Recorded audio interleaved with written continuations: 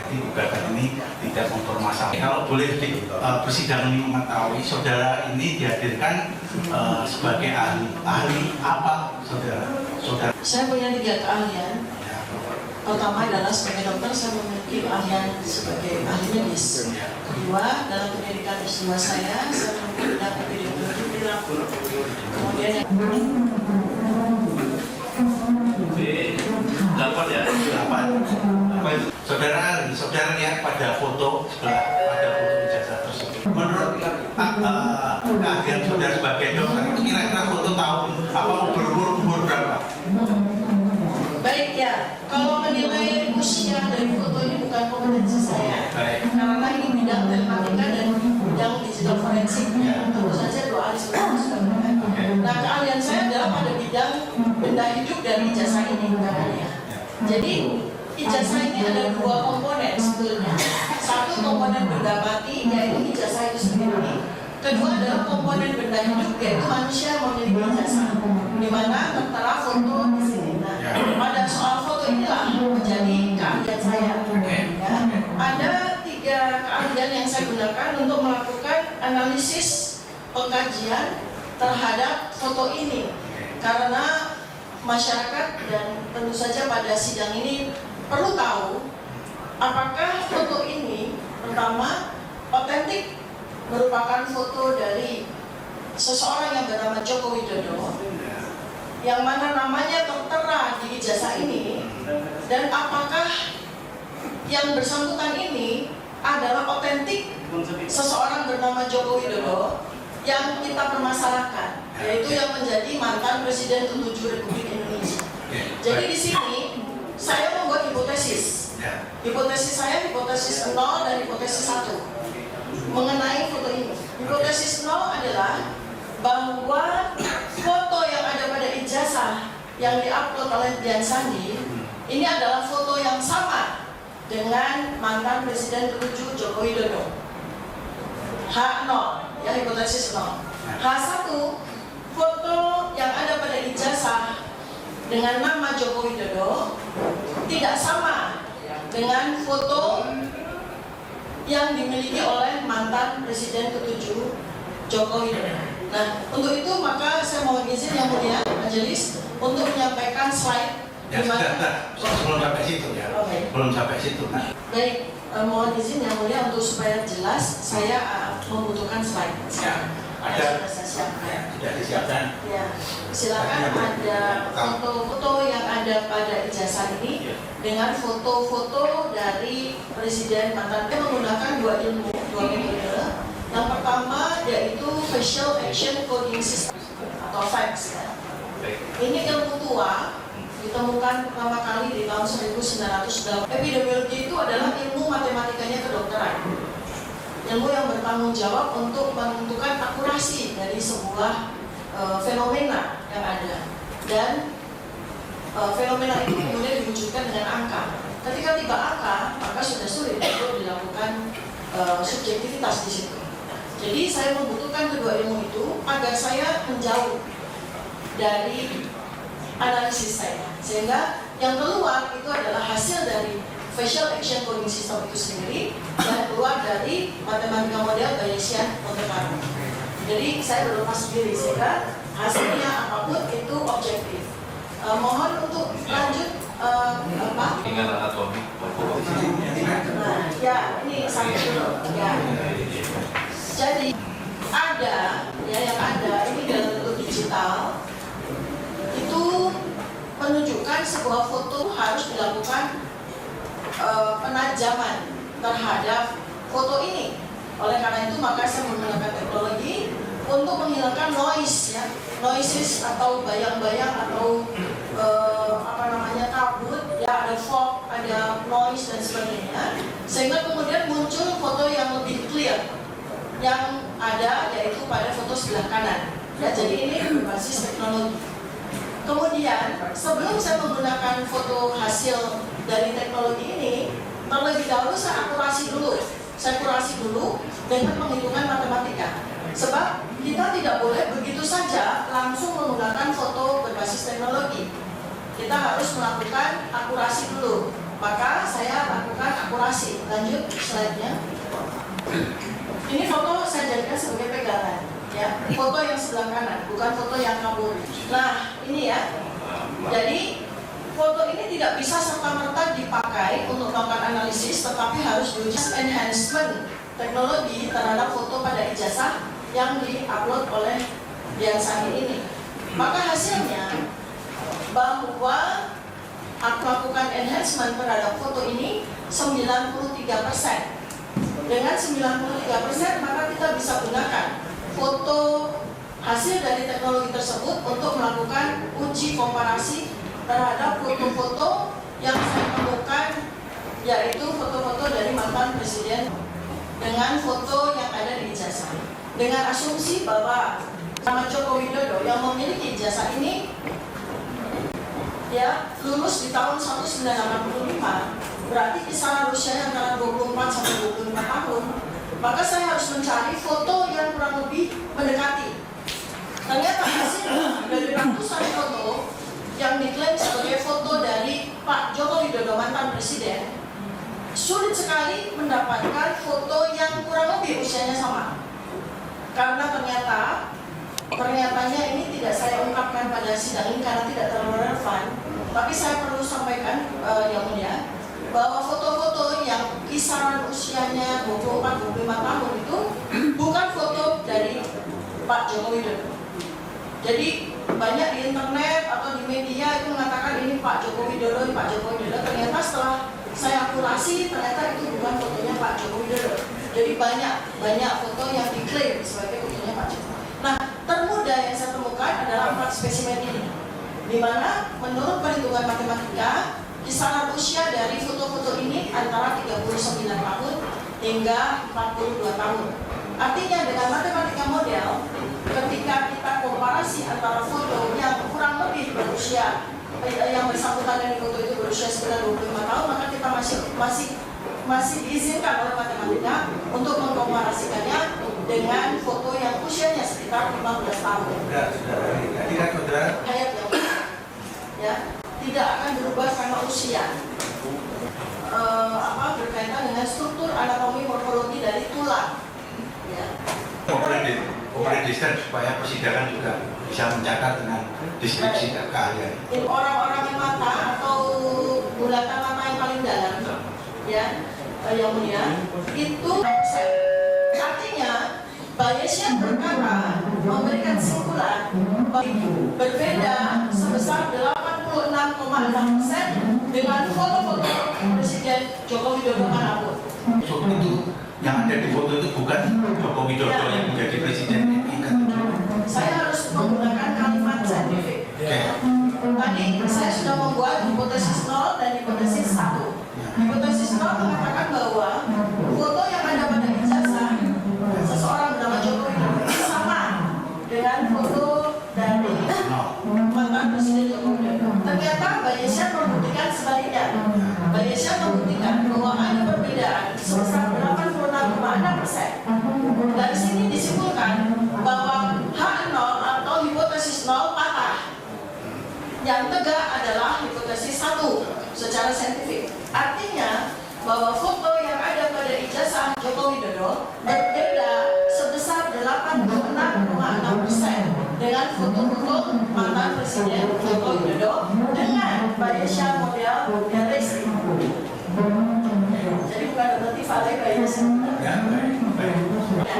Tadi kan saya menggunakan foto usia kurang lebih sekitar jarak 4 tahun dan 3 foto usia sudah tahun. Ya, kan 15 tahun.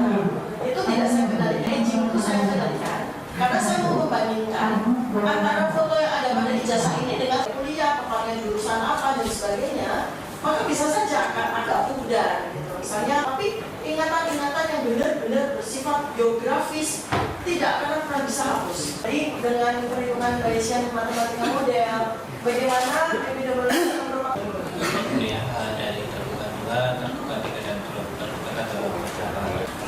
Saudara saksi ahli tadi menyampaikan bahwa di CV secara singkatnya itu adalah developer, mungkin bisa disampaikan. saya sudah sangat jelas. Kemudian yang kedua adalah saya menolak menjawab karena Anda tidak bersedia saya di sini hadir sebagai ahli. Saya Beda-beda. Oh, beda. Tugas Oh, ini lain. lain. Oke. Anda tidak keberatan dengan kehadiran saya? Tidak. Kami tidak keberatan. Oh, baik.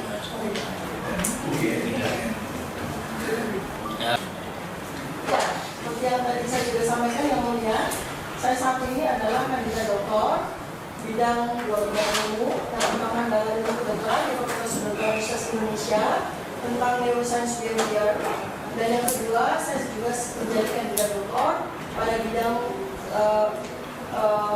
Fakultas Ilmu Sosial dan Politik di Universitas Pajajaran dalam bidang neuropolitik.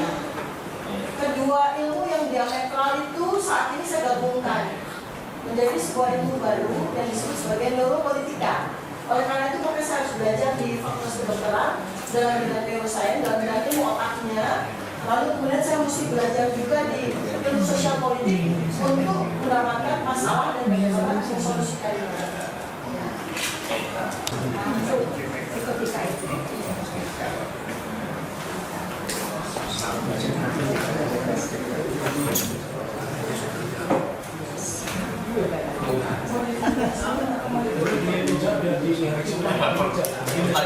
Pertanyaannya apa tadi?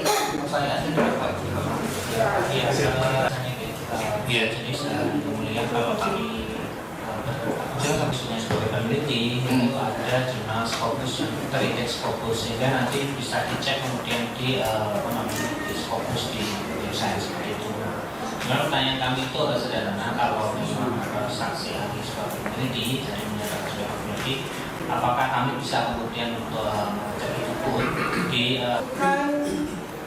kalian yang berhubungan di Scopus, ya, atau pada jurnal-jurnal yang terindeks HI, terindeks U1, T2, T3, T4 itu, satu kalau di Indonesia, ini adalah orang-orang yang membutuhkan PUM untuk kenaikan pangkat, ya. Itu dia punya kewajiban untuk itu. Saya sudah melampaui itu, Mas. Pak, Mas. Saya posisi saya ini sudah jadi gurunya orang-orang yang membutuhkan jurnal-jurnal itu. Ya, karena itu maka saya sudah beranjak. Kalau dalam bahasa penelitian ini, saya ada di dalam wilayah sebagai oracle. Oracle itu seperti oracle-oracle di masa lalu, 2500 tahun yang lalu, namanya Plato, Socrates, ya, Galileo. Itu mereka mentahbiskan karyanya itu bukan lagi pada jurnal-jurnal, tetapi pada buku-buku seperti ini, ya. Buku saya ini insya Allah ada 40 buku, ya, yang sudah terbit ada 5, ya. Satu buku ini ada 2000 jurnal. Satu buku ini ada 2000 jurnal. Kalau seandainya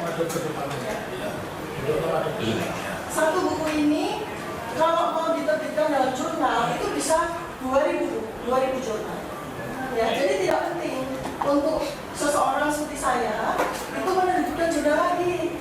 Saya tidak butuh pun. Yang sekarang ini saya butuhkan adalah saya mengajar, saya membagi ilmu saya. Ya, itu ya Mas. Jadi supaya Mas cepat. Sehubungan dengan tadi metodologi pembandingan tadi macam facts, ya. Facts dilakukan dengan metode mungkin sampainya saja untuk saya katakan. Kalau teknisnya yang saudara lakukan itu dalam menggunakan facts, itu apakah itu saudara ahli kemudian mencari data pembanding, data utama, data pembanding kemudian dimuat dalam suatu aplikasi dan dikelola dengan orang yang memiliki sertifikasi atau seperti apa? Jadi ahli adalah bagaimana dia memberikan perintah yang akurat, valid, reliable kepada mesin yang menjadi pelayan kita itu. Seperti ChatGPT, AI, itu ya?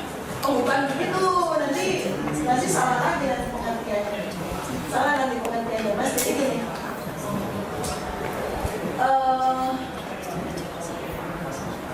pakai analogi ya. Sebetulnya ini kan permainan yang sangat sederhana sebenarnya, tapi kalau tidak mau mengertikan nanti agak susah juga. Intinya adalah kita ini sangat berhubungan dengan teknologi sekarang.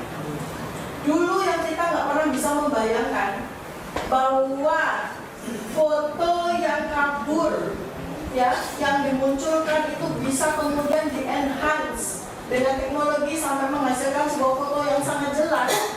Dan dari situ kita bisa melihat bahwa foto itu oleh metodologi dikatakan bisa dihitung 92,37% itu bukan fotonya Presiden Joko Widodo. Itu kita harus melihat itu sebagai sebuah berkah teknologi yang mempermudah hidup kita. Bukan kemudian kita bersusah payah lagi untuk mencari tahu itu gimana cara makainya, gimana cara ini, cara masaknya gimana dan sebagainya. Nanti kita ketinggalan 1000 tahun. Baik, Saudara Ali, kami ingin menanyakan mengenai salah satu slide yang saudara ini yang disampaikan pas itu.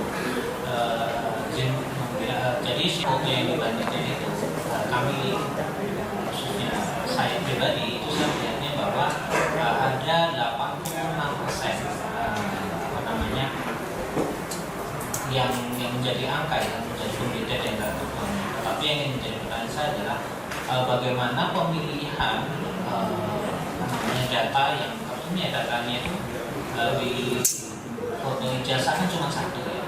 Nah, terus yang dibandingkan yang di bawahnya itu menurut kami bahwa tadi yang berdasarkan yang saya sampaikan tadi juga ini punya tadi itu kan urat wajah itu kan sangat responsif.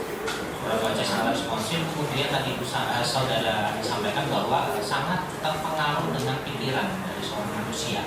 Jadi tadi disampaikan bahwa kalau bohong itu juga kelihatan segala macam. Nah, bayangkan ketika ada dua foto yang dalam suatu mungkin dalam suatu pikiran yang berbeda dengan suatu saling akurat yang berbeda. Kenapa kemudian bisa dibandingkan kemudian dalam muncul angka?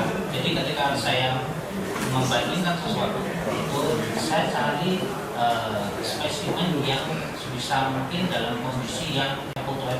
Nah, kira-kira bagaimana saudara Ali kemudian memilih membandingkan dua foto tersebut? Yang satu fotonya form ya, yang di atas itu seperti orang foto wisuda atau foto kantor itu, yang satu lagi mungkin itu kalau saya melihatnya sedang dalam proses memberikan sesuatu, yaitu sedang berbicara atau dalam nah itu kan tarian ininya berbeda, kemudian dan sangat memungkinkan untuk berbeda juga mengalami jumlah dan kira-kira penjelasan seperti apa? Pak, tadi saya sudah berjam-jam menjelaskan. Dan Anda kemudian mempertanyakan dan pertanyaan sangat awam gitu loh. Dan berdasarkan semua itu berdasarkan presumption bukan assumption ya. Presumption, jadi wajah kan tadi saya sudah jelaskan. Mungkin di wajah, awalnya ya ini itu. Iya 92,37% Mas. Beda. Nggak usah jawab. Saya udah jawab tadi ya. Bukan saya jawab, saya jelaskan dengan sangat pelan-pelan. Tadi saya tanyakan bahwa ini kan ada dua foto. Kalau Visual cognitive system ya. Coding. Pokoknya dalam coding tadi kan ada yang namanya A+1, A+2. Itu apa maksudnya itu kan? Ya. Ada tipe ada sampai dengan 12 yang ada. Ya, silakan. Jadi bisa dilihat supaya jelas. Ya. Kenapa disebut aku setengah satu? Silakan. Di slide tadi ya. Ada dan slide. Baiklah, pakai slide. Ya. Terima kasih. Download Tribun X sekarang, menghadirkan lokal menjadi Indonesia.